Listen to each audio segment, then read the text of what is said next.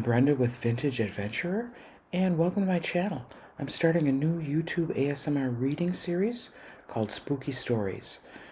They may keep you up at night, but I'll try to be reading them in a quiet voice. All the stories are from the books of my former advisor in college journalism, Professor Michael Norman, who has authored several books on hauntings and spooky stories in North America. Mike died in 2021, but his stories will live on forever. I hope you enjoy them. Hey guys, it's Brenda with Vintage Adventurer, and I have something new today that I'm going to try because it's the spooky season, and shout out to my sister who was born on Halloween. I'm going to read some of these stories from my undergraduate journalism professor's books. Michael Norman has passed away a couple years ago. Very sad, R.I.P. Mike. But he was a great professor, and he wrote a numerous amount of Haunted America books. And I believe the first one was in the mid-'80s called Haunted Wisconsin. And he authored those with his co-author, Beth Scott. I think as this got into more and more printings, then she died in the 80s. I remember that. Her husband was a chemistry professor, and she taught in the journalism department at one of the universities of Wisconsin campuses. So I think as more editions were released, her name was dropped off the author. But they've written quite a few books. I think the only one I don't have is, let's see, it's Haunted. I think there's just a Haunted America book. I'm going to read his bio. Let's see. Michael Norman co-authored the first edition of Haunted Wisconsin in 1980 with the late Beth Scott. They also co-authored Haunted Heartland, Historic Haunted America, and Haunted Heritage. Norman's own books include Haunted Homeland and The Nearly Departed Minnesota Ghost Stories and Legends. Those are his latest books. I did a article for Minnesota Monthly magazine on his release of The Nearly Departed. I should find that. Maybe I'll read that after this, or in this series. But these are all written as each chapter is a short story, and they're well researched. Both authors, Michael Norman and Beth Scott, were journalists by training, so they went on site, they went and interviewed people, looked in archives. I remember when they were first, he was talking about his book in class, and excuse me, they put articles in weekly newspapers, or ads, classified ads in weekly newspapers that said, have you experienced a ghost in Wisconsin? Contact us. So again, this was in the way back in the 80s, but lots of ways to do both primary and secondary research. But let's just get started. I'm going to pick a random chapter.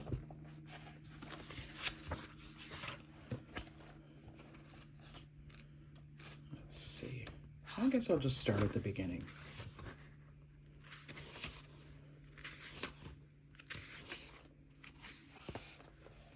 I'm going to read the preface. Come over here, sit by me. I'll tell you a ghost story. Those words, or some variation of them, have been spoken over the millennia and within every society of the inhabited world. Whether young or old, rich or poor, famous or obscure, many of us find extraordinary, compelling those tales of a hidden world coexisting with our own. One that on occasion allows us a glimpse of its denizens in the form of ghosts or apparitions or spirits or poltergeists or whatever you want to call them. I am amazed at that. When Beth Scott and I set out in 1977 to collect Wisconsin ghost stories, our biggest concern was that, for any contemporary true stories, people might be reluctant to share their experiences. Could we even find enough material to fill our pages? That is certainly not the case in 2011. The supernatural has gone mainstream. From cable channels endlessly programmed with all manner of ghost hunter series to bookshelves groaning hideously under stacks of books devoted to haunted places, and true ghost encounters and on to Halloween tours of haunted hotspots in hundreds of communities around the nation, we seem to be awash in stories about apparitions of the dead and not quite gone. Has there been a noteworthy surge of interest in things that go bump in the night? I'll leave the heavy analysis to others, but it seems to me there has been, and there may be a few reasons for interest in the supernatural to have moved closer to center stage.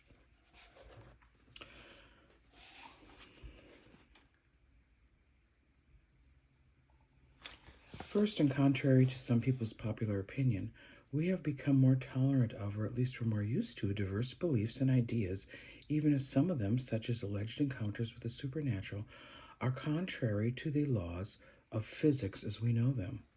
We see and hear some rather amazing things on the unfiltered internet or via one of the hundreds of available cable or satellite channels. It seems everyone has an opinion or belief about something, and it all comes at us in tsunami waves of information. It seems, too, that most of us are willing to share our own personal experiences, however trivial, with the wider world or small portions of it. This would undoubtedly apply to relating an encounter with dear departed Aunt Edna when she comes visiting. Again, also the very definition of privacy is changing so that a greater percentage of the general public seem to be more comfortable spilling one's closely guarded secrets. Second, although there have been no known scientific breakthroughs by way of confirming the existence of the paranormal, there continues to be enough anecdotal evidence to feed the audience for such material. 30 years ago, when the first edition of Haunted Wisconsin was published, we were amazed to find so many common people describing very uncommon experiences with what they took to be the supernatural. Today, they seem to be everywhere. I don't know if that's progress or not. Perhaps there always were far more individuals who brushed up against the unknown than we realized, but back then social norms, personal uncertainty about what actually took place, or pressure from family and friends might have kept them quiet. Many people told us we were the first outside their immediate circle of friends or family who heard their story. Then, too, there were far fewer platforms available from which they could talk about their extraordinarily encounters if they so desired. Third, we never fully leave behind us our childhood fears of the dark, of the unknown, and of the unseen. Nor can we understand with absolute certainty, and I know this differs from the spiritual beliefs of some, what happens to us after death. So just as we did and do squirm at the notion of walking into a deserted cemetery on a moonless night, or blanch at the thought of our name whispered hoarsely from somewhere behind us in an otherwise empty room, so also do we search for answers to that deepest and darkest fear of all, that when we die, it is unequivocally, undeniably fini. There is no spiritual great beyond the immediate physical universe we inhabit, that we won't be returning in any manner, shape, or form, ashes to ashes and dust to dust. And yet there are those occasional intimations of immortality that this may not be the case, that we are on a long, long way from understanding the universe and its infinite possibilities. That's where those ghost stories that do not spring from a novelist's fertile imagination come into play. Those are the stories derived from the experiences of those individuals to whom something extraordinary has happened, something they believe may be of supernatural origin, or at least they are open to the idea. Scoff if you will, but there are legions of us out there. Us? Yes, that legion now includes the author among its number. I won't say what happened to me was of supernatural origin. It was a brief single incident, so I'm not ready to climb upon that rock quite yet.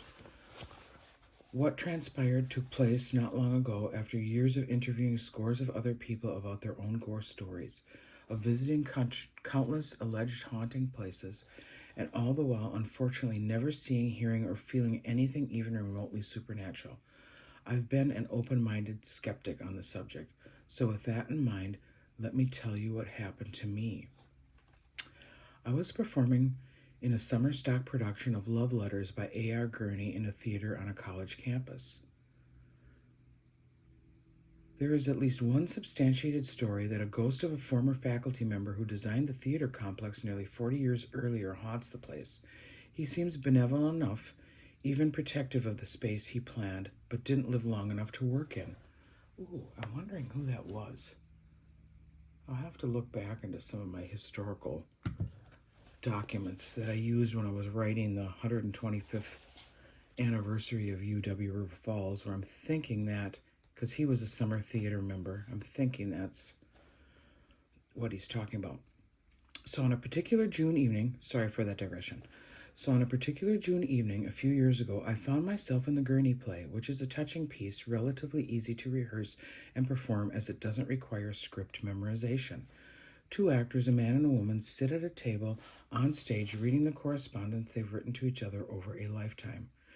It's not a technically challenging show. A few light cues, and that's about it. For that reason, the stage manager was positioned up in the light booth at the rear of the theater and not backstage. In fact, there was no one backstage, which I wasn't entirely happy about. It's always good to have a crew member back there during a performance in case someone wanders in or... I voiced my concerns, but no one was available. The stage manager locked the doors to the backstage area before the performances, and we all thought all would be well. The show must go on. We were in the second night of a 3-performance run. The first act went well. The audience laughed at the right moments, and we got some nice applause. As I recall, Sandy, my fellow actor, and I sat backstage during the intermission and quietly visited.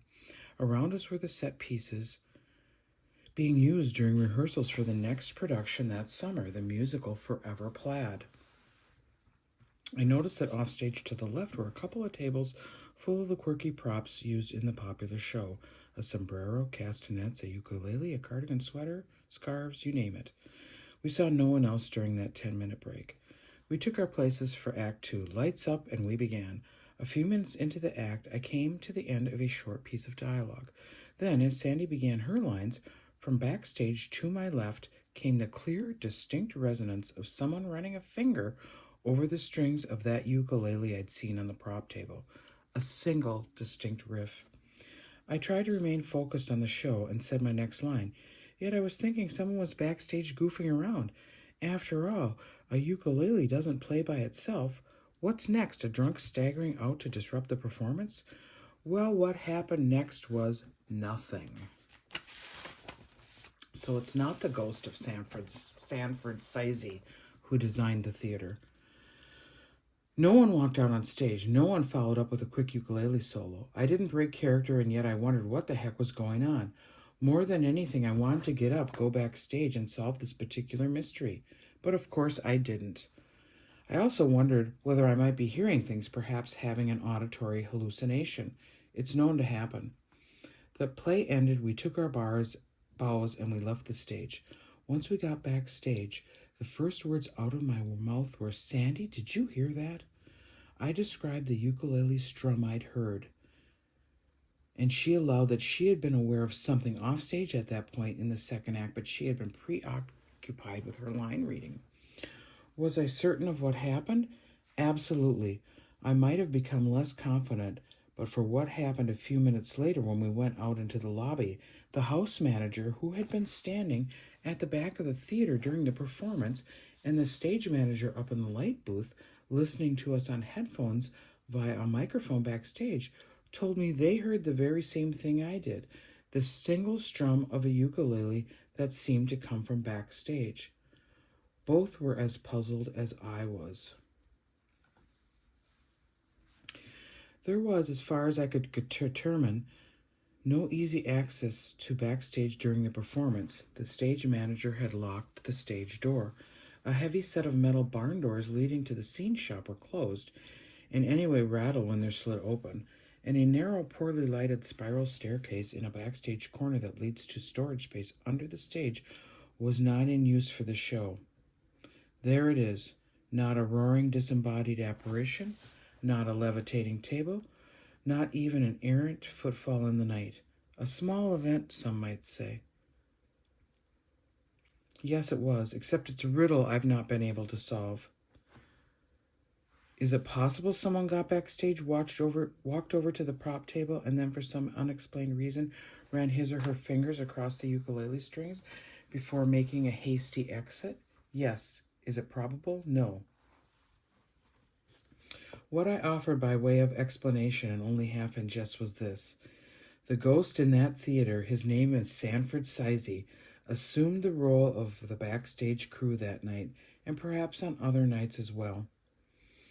And this was his rather astonishing way of letting us know that he was on the job, making certain that nothing unexpected transpired backstage.